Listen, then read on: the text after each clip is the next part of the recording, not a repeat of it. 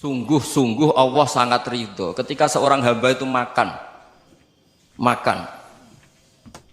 ketika sesuap nasi dia muji Allah, ketika minum seteguk nasi dia muji Allah. Itu kalau orang diridhoni Allah itu wali betul. Itu untuk jadi wali itu gampang, kamu makan ridho, kamu nginjak buminya Allah ridho seneng, kamu hidup keseharian aman seneng.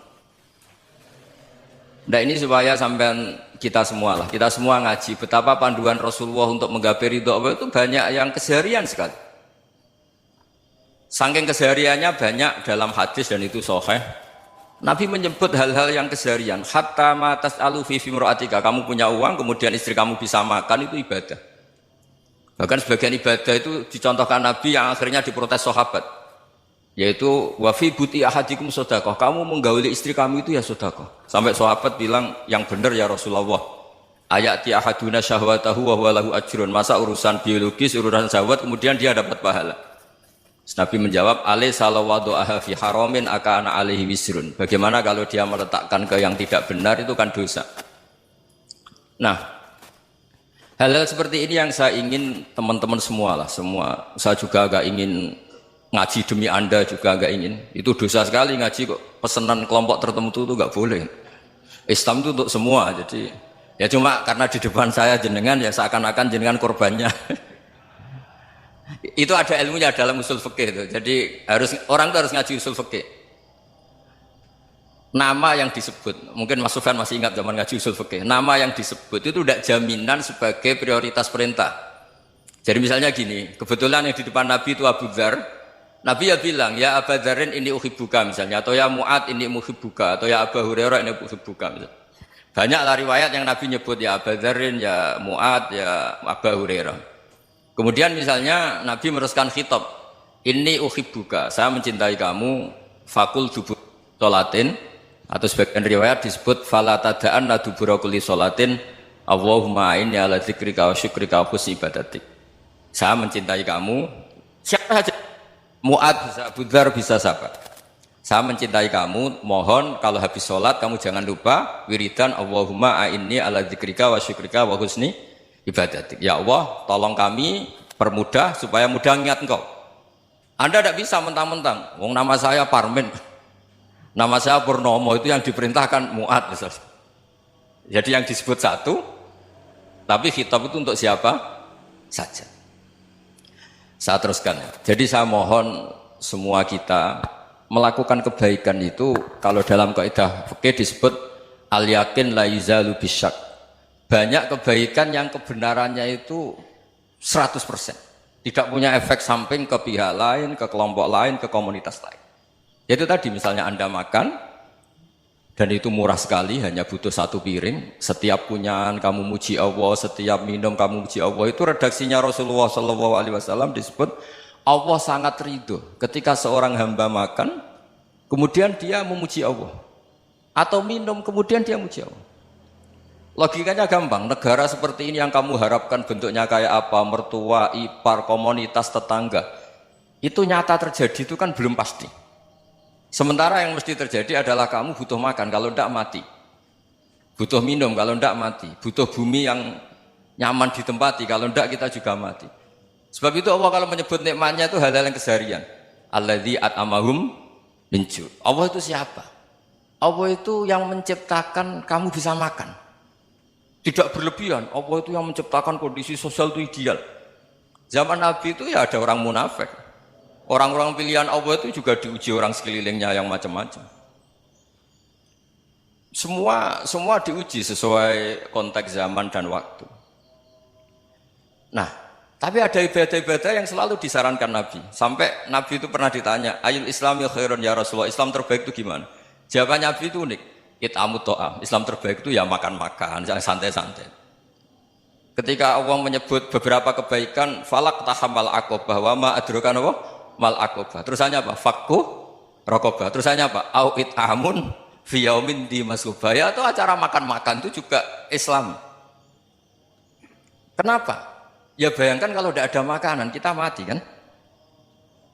Kondisi sosial tidak ideal itu Anda masih gak apa-apa, tapi kalau Anda tidak makan, Anda tidak minum, Kamu punya istri cerewet masih bisa hidup, punya mertua cerewet masih bisa hidup. Tapi kalau tidak makan bisa mati. Berarti penting mana istri sama makan? Penting mana? Makan. Semoga istri Anda dengar, nanti kamu disuruh makan tapi pulang deh. Itu kalau dibahasakan makan masih memahami. Penting mana nasi satu piring dengan istri. Nggak ada nasi mati, nggak ada istri belum mati. Penting mana? Gak berani jawab kan? Nah, ternyata Anda ada garang kan di depan istri. Jadi saya mohonlah, mungkin Mas Sufyan Sauri tadi yang bisa bantulah. Teman-teman tuh ngaji yang keseharian saja. Karena kita nyari ridha Allah itu berdasar firman Allah. Dan firman Allah itu menyebut keseharian tuh riang, gampang. Itu tadi misalnya wa min ayatihi manamukum billaili wan nahar. Termasuk ayat-ayat Allah itu kamu tidur. Maka dulu itu ada guyonan, ada tokoh Mu'tazilah, kelompok dalam Islam yang berpikir manusia itu bisa menentukan ikhtiarnya sendiri. Karena saya bisa duduk, ingin duduk, ingin berdiri, berdiri. Karena kelompok ini nggak terima kalau semua kehendak Allah, nanti bagaimana kalau semua kehendak Allah kok ada hisab ya, ada sanksi. Lucunya itu dia akhirnya ini cerita ya, mencintai seorang perempuan cantik sekali. Dan itu dia menjadi ahli sunnah itu oleh hal-hal yang sepele. Karena istrinya cantik, ya namanya suami istri hubungan intim. Terus ditanya, Mas masih ingin lagi? Masih. Silahkan diulang lagi. Wah ya tidak bisa. Katanya manusia bisa menentukan yang diinginkan. Itu tobat itu. Itu nggak bisa ditobatkan Mas Sufyan Ats-Tsauri. Orang cantik yang mudah nobatkan orang itu orang cantik. Segampang itu. Akhirnya kita tahu, makanya kalau dalam kitab Hikam itu disebut al-aqil mayyakul madza yaf'alu wa hubi wal ghafil mayyakul madza af'al. Orang yang punya akal karena sadar ini wilayah Allah, semua milik Tuhan. Itu dia tiap hari berpikir, besok Allah akan melakukan apa terhadap dunia ini. Kamu merencanakan suatu mau plesir, ternyata gempa. Mau wisata ke Rusia, ternyata perang. Kamu tidak pernah tahu apa yang akan terjadi besok. Wa ma tadri nafsum madza taksibu ghadan. Tapi anda semua kita ini sering punya jadwal permanen. Makanya saya kalau diundang siapa saja, sana takdir. Yang jelas Gus ini acara penting. Ya masih acara penting nak pangeran ngersakno piye? Kok ape dadi pangeran? Kamu kok mau jadi Tuhan? Itu kadang ya kiai. Penting Gus acara ini jenengan harus memastikan bisa. Loh kamu itu yang ngajarin tauhid, sesuatu itu biadillah kok bilang-bilang apa pasti. Kalau maksa terus tak tobatkan loh kamu kata saya. Ya kalau gitu Gus bilang insya Allah. Wah itu hati saya, fisik saya, roh saya sudah bilang insya Allah. Tidak usah kamu latih kata saya. Nah hal-hal tauhid keseharian itu gampang sebetulnya. Wal ghafil yaqulu madza af'al. Tapi orang yang lupa Allah dia setiap hari bilang besok apa? Kita bisa melakukan apa? Seakan-akan dia itu aktor, dia penting, dia subjek permanen, dia. Padahal kita ini hanya objek kehendak Allah Subhanahu wa taala. Karena kita yakin sesuatu yang terjadi di alam raya ini kita tidak bisa apa-apa. Makanya saya sering ngaji, sering bilang saya. Ketika Anda mensifati Allah, Dia yang menghidupkan. Sudah itu tanamkan sehingga ketika kita mati santai saja. Kenapa santai? Allah punya cara menghidupkan kita. Zaman kita hidup juga gak tahu caranya ngelola jantung, ngelola paru-paru. Kamu juga gak tahu ngelola oksigen yang tidak beracun, tidak mengandung polusi. Tahu-tahu hidup. Gak ingin tua ya tahu-tahu tua, gak ingin mati tahu-tahu mati. Selama ini kita hidup juga gak tahu apa sebetulnya. Hanya gaya tok, punya jadwal, punya planning. Kalau kamu bisa menentukan pilihan Anda, pasti Anda istrinya cantik, 4 neriman semua, kona'ah semua. Nyatanya enggak kan? Ada 1 jelek, cerewet. Wah itu kan, nyatanya enggak bisa apa-apa Anda kan? Dan kamu bawa mati lagi. Itu kan, istri Anda juga gitu, punya keinginan, punya suami yang ganteng, yang jabat, yang neriman, yang enggak poligami. Ya enggak kesampaian juga. Kalau kita ngitung tingkat kegagalan kita itu gagal terus. Ya kan? Nah, terus ingat Allah, madza yaf'alu wa bi. Orang yang punya akal selalu berpikir Allah itu menghendaki apa terhadap saya. Lalu sama-sama orang tuh. Melihat orang yang serius, itu kata Anda itu pemikir berat, serius. Senang punya tokoh yang merengut tuh, karena kamu anggap serius. Tapi sebagian orang menganggap orang yang serius itu wong merengut, wong masam, wong muka kok ditekuk. Jadi sama Itu hati, ya muqallibal qulub tsabbit qalbi ala dini. Karena kita nggak tahu cara berpikir kita tentang orang lain, tentang sekeliling kita. Misalnya kita orang baik yang jenis ngurmat fakir miskin. Ada orang bangun masjid mewah itu janggal. Apa artinya masjid mewah kalau banyak orang kelaparan? Tapi kalau yang jenis pendidikan, apa artinya masjid mewah kalau tidak bisa ngaji? Nanti yang jenis infrastruktur, apa artinya ini kalau semuanya punya sudut pandang yang berbeda-beda. Dan Islam mengapresiasi semua kebaikan. Tapi katakan semua kebaikan itu adalah kehendak Allah Subhanahu wa taala. Karena apapun baik Anda itu pakai fasilitas yang diberikan oleh Allah Subhanahu wa taala. Sehingga ini yang disebut qulillah tsumadarhum fi khawdihim yal'abun. Ya kembali tadi ke tema-tema bahwa keseharian Anda ini sudah Islami. Saat Anda tidak bisa melakukan apa saja. Saya sering ada jenazah, biasanya kalau tetangga meninggal saya sering disuruh ngelepas. Saya bilang orang ini baik karena sering ngelamun di rumah, sering nganggur di rumah. Ditanya sama anaknya, kenapa Gus nganggur baik? Ya kalau dia nganggur artinya juga gak berbuat sesuatu yang maksiat kan? Ya kan? Orang nganggur di rumahnya ya tidak bunuh orang, tidak maling, tidak korupsi, ya namanya nganggur di rumah. Lah cuma istri cara pandang nganggur gak menghasilkan uang itu. Tapi juga gak menghasilkan kriminal kan? Jadi sebenarnya Islam itu cara, makanya kalau sampai ngaji usul fikih itu ada kitab usul fikih namanya Lubul Usul, itu terkenal sekali di pesantren itu. Itu kalau ngapresiasi keseharian itu luar biasa. Izma min mubahin illa wa yatahaqqaqu bihi tarku haramimma. Karena keseharian yang mubah saat Anda lakukan itu ada kehebatan yang luar biasa, yaitu meninggalkan haram. Makanya dulu banyak orang-orang alim ketemu temannya itu guyon sampai semalaman.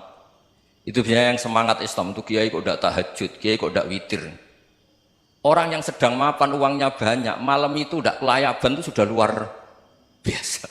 Melawan nafsu supaya tidak maksiat itu sudah luar biasa. Supaya lupa guyon sama temannya semalaman sampai subuh.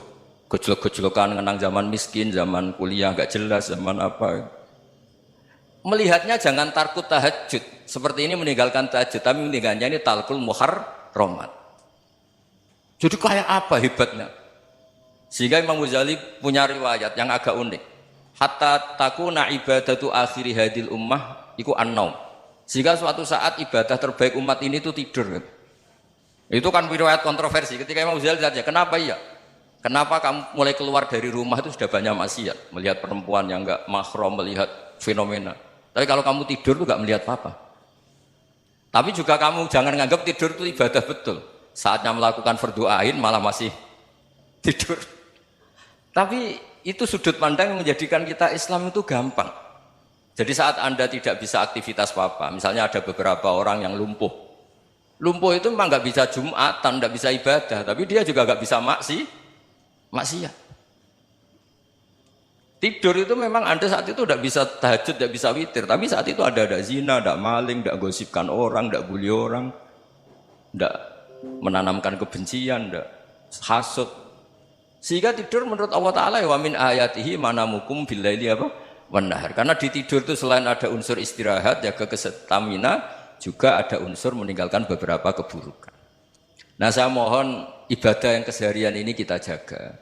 Supaya kita semua baca ayat itu fasih. Fasih itu tertanam di hati. Allah itu siapa?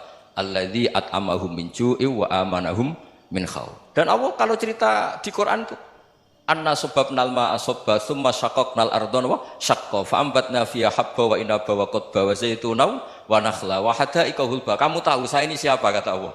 Saya ini adalah Tuhan yang menurunkan air, kemudian ada tanaman banyak. Habba wa inaba wa qadba, ada zaitun, ada tin, kalau orang Jawa mungkin ada tela, ada padi, ada mangga, ada pisang. Sudah. Wa inaba wa zaituna wa nakhla wa hada'iqa hulba. Ada perkebunan yang lebat. Tujuannya apa? Mata Allahkum, silahkan kamu pakai, kamu nikmati. Tapi karena kadang kita ini punya ide-ide besar. Tadi untuk syukur saja nunggu punya istri riman, rumah baik, tetangga baik, komunitas baik, semuanya baik baru syukur.